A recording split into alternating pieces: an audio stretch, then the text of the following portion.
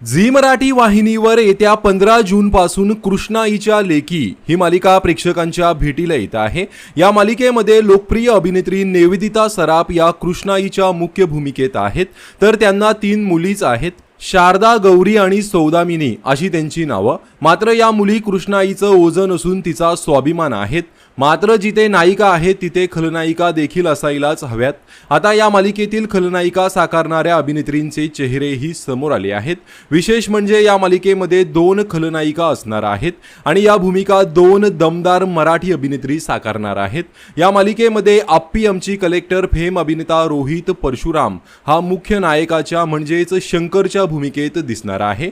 शंकरच्या छातीवर मातोश्री असं नाव लिहिलेला टॅटू आहे। त्याला या जगात सर्वात महत्त्वाच्या असतात त्या त्याच्या मातोश्री। याच मातोश्री मालिकेमध्ये खलनायिका आहेत आणि ही भूमिका साकारते होणार सुनमी या घरची या मालिकेतील सरू मावशी म्हणजेच अभिनेत्री स्मिता सरवदे।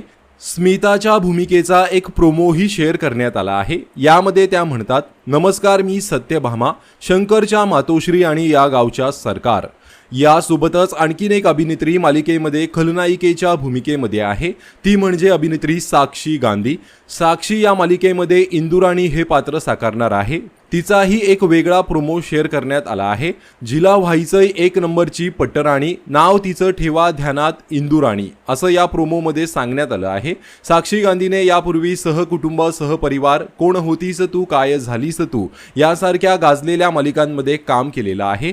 एकंदरीतच कृष्णाईच्या लेकी या मालिकेमध्ये 2 खलनायिका आपल्याला पाहायला मिळणार आहेत। आता या दोघी या मालिकेमध्ये काय कल्ला करणार हे मालिका सुरू झाल्यावरच कळेल। तर तुम्ही ही नवी मालिका पाहण्यासाठी उत्सुक आहात का? कमेंट करून नक्कीच सांगा। धन्यवाद।